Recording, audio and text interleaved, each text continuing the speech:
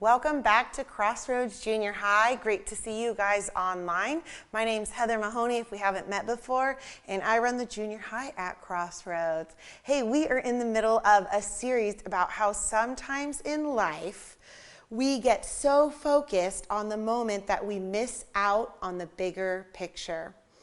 And really, sometimes we have to stop and think, how often do I make the right choice? How often do I do the right thing?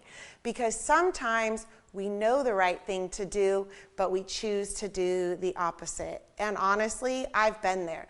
As a 7th grader, I went to this school called George McParland in Manteca, and my house, it was situated behind a church, and there was a couple of gas stations, and there was this cemetery, and you know what?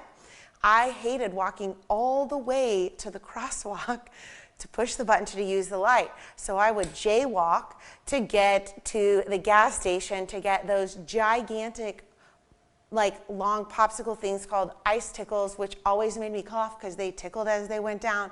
So I don't know why I loved it. But guess who turns the corner to see me jaywalking? That's right, my dad. And I got busted, and I couldn't go back to the gas station to get ice cream in this hot 100 Manteca degree weather for like an entire month. Because you see, doing the right thing, it isn't always easy. And usually, it costs us something. It sometimes means doing the not fun thing, the not exciting thing, the not popular thing. Sometimes it means not doing the thing we actually want to do to be able to do the right thing. Sometimes doing the right thing is easy. Like if your mom says, hey, guess what? I just got Taco Bell. Come help me pick it up from the car. You're like, sweet. I want to be the one who gets to pick which taco I get first. Sometimes it's not complicated, but sometimes it's really complicated and really hard to do the right thing. So how can we make the right decisions to positively impact the bigger picture in our lives?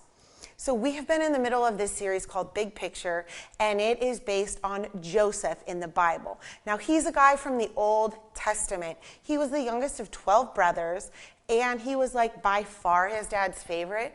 And it wasn't just obvious. His dad actually said it out loud over and over again, gave him awesome presents that he didn't give the other brothers, and everybody knew that Joseph was the favorite.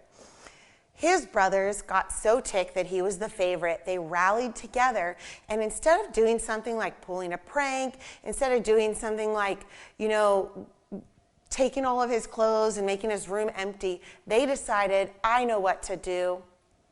I'll kill him. That's insane. That's not a normal response, but that's what they did. They end up coming up with this plan. They drop him in the cistern, which is kind of like this large well to put the water in, to get water in and out. They drop him in the bottom, but they stole his robe, his fancy robe that his dad bought only just for him and not the other brothers. You know what they did to the robe? They killed an animal. They put the animal blood all over it. They went back home, and they're like, Dad, you're never going to guess what happened. This wild animal killed Joseph. It wasn't even true, but they were over it. They were done with him. And then, because back at this time, you could sell people into slavery, they didn't end up killing him. They got him out of the cistern, and they sold him to some Egyptians. These Egyptians bought him and were like, okay, he'll be my slave. Here's where we come. Now we are in Genesis, which is the first book of the Bible, and we are in chapter 39. And here's what Moses says about this. Now Joseph was well-built, and handsome. And after a while, his master's wife took notice of Joseph and said, come to bed with me. But he refused.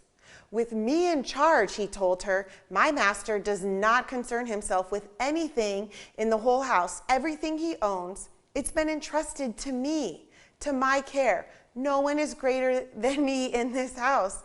And my master has withheld nothing from me except you. Except you. And as she spoke to Joseph day after day, he refused to go to bed with her or even be with her. Jeez Louise. So Joseph has risen up the ranks of being a slave, and he becomes in charge of the entire house.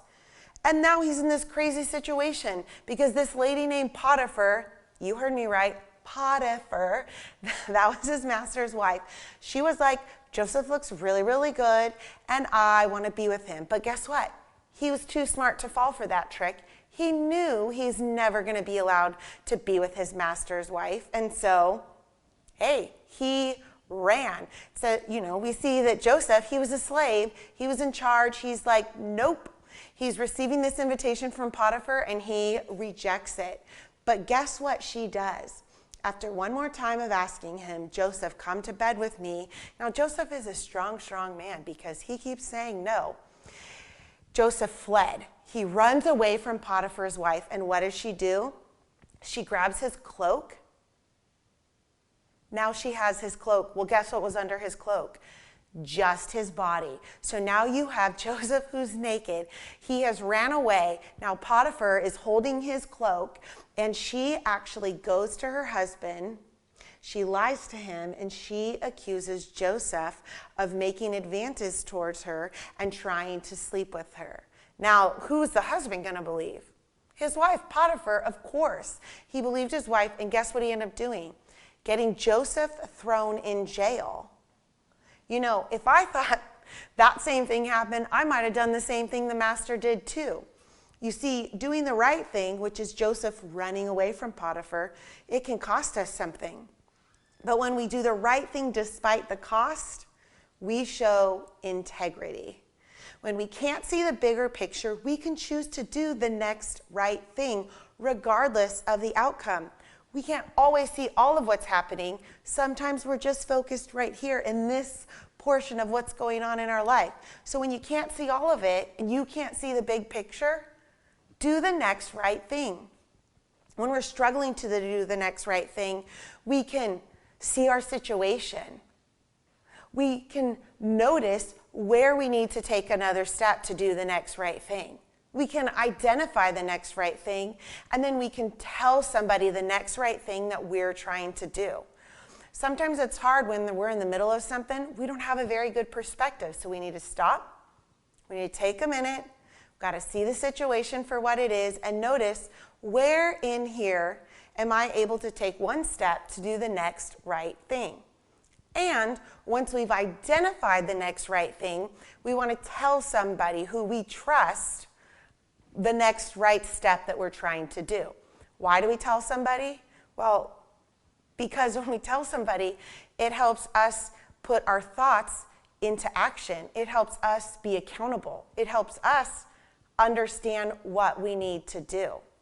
When you can't see the bigger picture, you can do the next right thing. So my question for you today, we're going to end with this, is your challenge is, in what situation do you need to do the next right thing? All right, guys, I hope you check us out on Tuesday at 7 p.m. for Tuesday Night Live. We started meeting back on campus Thursdays at 7 or Sundays at 10 and 11:30 a.m. But for now, we're going to be posting our weekly message online, and you can find it every Sunday morning right here on YouTube.